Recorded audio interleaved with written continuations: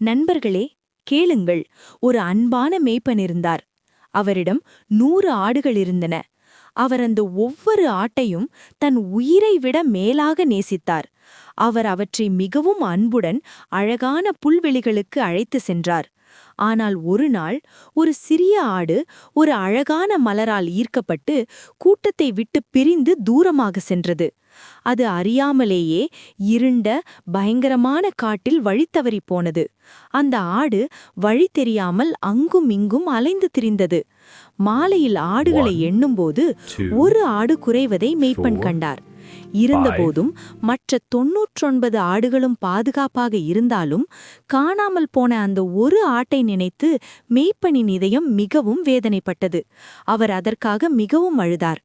அவர் அந்த இருட்டிலேயே ஆட்டை தேடி சென்றார். அந்த நேரத்தில் அந்த பாவப்பட்ட ஆடு முட்செடிகளில் சிக்கி மரண பயத்தில் நடுங்கிக் கொண்டிருந்தது. திடீரென்று இருளுக்கு நடுவே ஒரு தெய்வீக ஒளி வந்தது. அது மேய்ப்பன். அவர் அதை கண்டுபிடித்தபோது அந்த ஆடு நடக்க முடியாத அளவுக்கு மிகவும் காயப்பட்டிருந்தது. மேய்ப்பன் அந்த அழுக்கடைந்த ஆட்டை தன் தோள்களில் சுமந்து கொண்டார். அதன் காயப்பட்ட கால்களுக்கு மருந்து கட்டினார். அதன் பிறகு மிகவும் அன்புடன் அதை தனது சொந்த கூடாரத்திற்கு அழைத்து சென்றார். நண்பர்களே, இதுதான் உலகின் மிக உயர்ந்த அன்பு. இன்று நீங்களும் இந்த உலகிற்கு நடுவில் தனிமையாக பாவங்களால் நிறைந்து காயப்பட்டிருக்கலாம். ஆனால் நினைவில் கொள்ளுங்கள், காணாமல் போன ஆட்டை தேடி வந்தது போலவே இயேசு இன்று உங்களை தேடி வருகிறார்.